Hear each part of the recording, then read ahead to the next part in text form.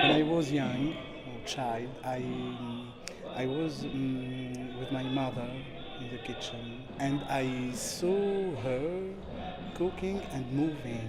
Because when you cook, you touch, you move. I will cook a traditional plate. This couscous, we eat it for wedding and we eat it for funerals. My work is very personnel. This performance is really it's not a spectacle. It's not written like a spectacle. It's a performance. It depends on the in the seasons. It depends on the vegetable, on the kind of meat and kind of people around me. It's the same music, it's the same plat, it's the couscous, but it depends on many things. It's the first time that I come to England.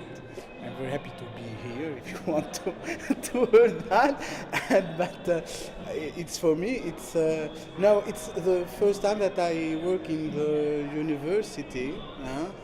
But it's my work, I do it everywhere, every time. Yes, I'm happy to be here.